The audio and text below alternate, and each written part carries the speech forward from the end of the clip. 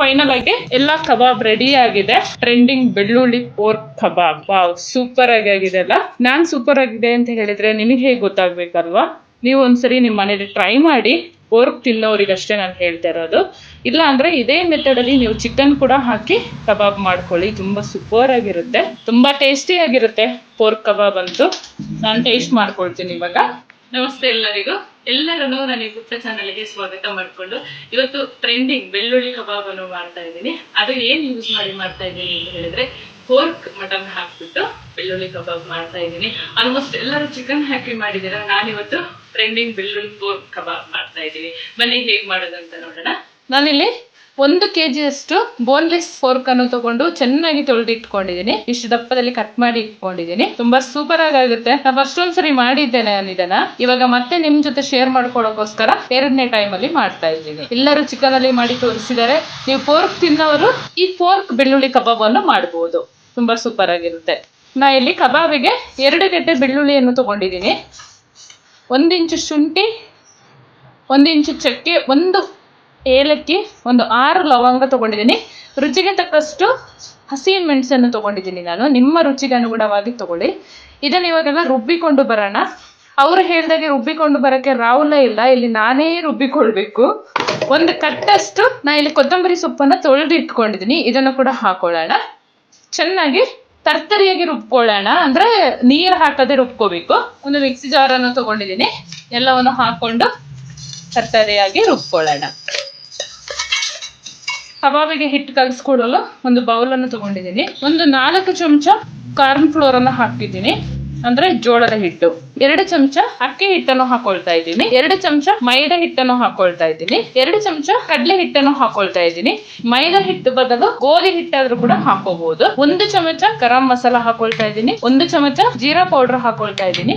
ರುಚಿಗೆ ತಕ್ಕಷ್ಟು ಉಪ್ಪನ್ನು ಹಾಕೊಳ್ತಾ ಇದ್ದೀನಿ. ನಾನಿಲ್ಲಿ ಪಿಂಕ್ ಸಾಲ್ಟ್ ಅನ್ನು ಬಳಸ್ತಾ ಇದ್ದೀನಿ ಆರೋಗ್ಯದ ದೃಷ್ಟಿಯಿಂದ. ಎಲ್ಲವನ್ನು ಚಂದ ಕಲಿಸ್ಕೊಳ್ಳೋಣ. ಈ ಪೌಡರ್ ನಲ್ಲಿ ಒಂದ್ಸರಿ ಮಿಕ್ಸ್ ಮಾಡ್ಕೊಂಡು ಆಮೇಲೆ 2 ಮೊಟ್ಟೆ ಹಾಕೊಳ್ತೀನಿ.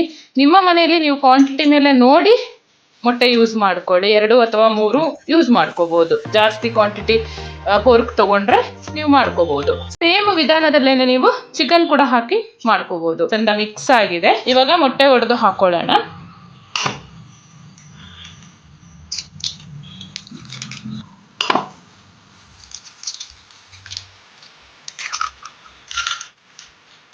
ಚಂದ ಕಲಿಸ್ಕೊಳ್ಳೋಣ.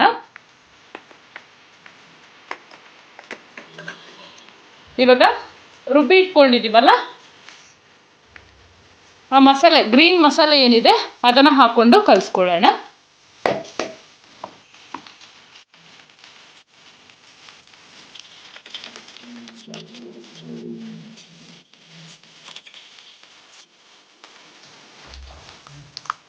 ನಾನು ಲೆಮನ್ ಜ್ಯೂಸ್ ಕೂಡ ಇವಾಗಲೇ ಹಾಕೊಳ್ತೀನಿ. ಎಲ್ಲ ಮಸಾಲೆನ ಈ ತರ ನೀಟಾಗಿ ಕಲಿಸ್ಕೊಂಡಿದ್ದೀನಿ. ಇವಾಗ ತೊಳೆದಿಟ್ಕೊಂಡ ಪೋರ್ಕ್ ಅನ್ನು ಹಾಕೊಂಡು ಕಲಸಿ ಇಡೋಣ. 1 ಅಥವಾ 2 ಅವರ್ ಕೂಡ ಇಡಬಹುದು ಕಲಸಿ, ತುಂಬಾ ಚೆನ್ನಾಗಾಗುತ್ತೆ. ಉಪ್ಪು ಬೇಕಾದ್ರೆ ಇವಾಗಲೇ ನೋಡಿ ಹಾಕೊಳ್ಳಿ. ಈ ತರ ಗ್ರೀನ್ ಮಸಾಲೆ ಜೊತೆ ಪೋರ್ಕ್ ಕಲಸಿಕೊಂಡಿದ್ದೀನಿ. ನಾನೊಂದು 2 ಅವರ್ ಬಿಟ್ಟು ಆಮೇಲೆ ಫ್ರೈ ಮಾಡ್ಕೊಳ್ತೀನಿ. ಪೋರ್ಕ್ ಕಬಾಬ್ ಮಾಡ್ಕೊಳ್ಳೋಕೆ ಎಣ್ಣೆ ಬಿಸಿಗೆ ಇಟ್ಕೊಂಡಿದ್ದೀನಿ. ಕಬಾಬಿಗೆ ಕಲಸಿ ಇಟ್ಕೊಂಡು 2 ಅವರ್ ಆಗಿದೆ. ಇವಾಗ ಎಣ್ಣೆಗೆ ಹಾಕಿ ಫ್ರೈ ಮಾಡ್ಕೊಳ್ಳೋಣ. ಎಣ್ಣೆ ಕಾದಿದೆ. 1 ಸಲ ಚೆನ್ನಾಗಿ ಮಿಕ್ಸ್ ಮಾಡಿಕೊಂಡು ಆಮೇಲೆ ಎಣ್ಣೆಗೆ ಹಾಕೊಳ್ಳೋಣ.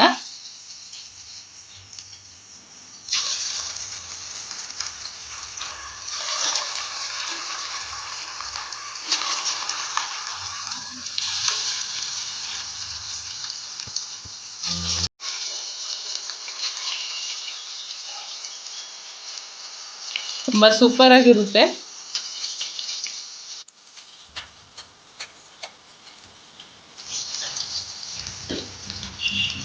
ಚಂದ 1-2 ನಿಮಿಷ ಒಂದು ಬದಿ ಫ್ರೈ ಆದ ಮೇಲೆ ಇದನ್ನ ಮಗುಚಿ ಹಾಕೊಂಡು ಫ್ರೈ ಮಾಡ್ಕೋಬೇಕು. ಹಾಕಿದ ತಕ್ಷಣನೇ ಸ್ಪೂನ್ ಹಾಕೋಬಾರ್ದು. ಒಂದು ಬದಿ ಚೆನ್ನಾಗಿ ಬೆಂದಿದೆ, ಇನ್ನೊಂದು ಬದಿನ ಈ ತರ ತಿರುಗಿಸಿ ಬೇಯಿಸ್ಕೊಳ್ಳೋಣ.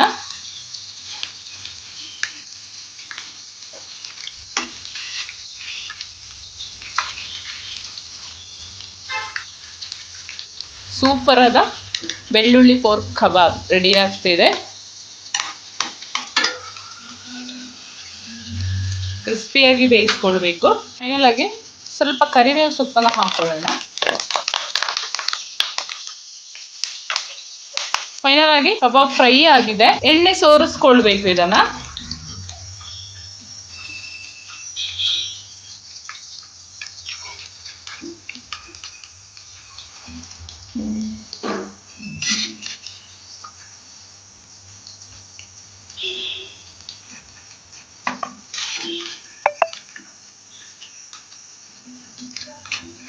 ಫೈನಲ್ ಆಗಿ ಎಲ್ಲ ಕಬಾಬ್ ರೆಡಿ ಆಗಿದೆ. ಟ್ರೆಂಡಿಂಗ್ ಬೆಳ್ಳುಳ್ಳಿ ಪೋರ್ಕ್ ಕಬಾಬ್. ವಾವ್, ಸೂಪರ್ ಆಗಿದೆ ಅಲ್ಲ.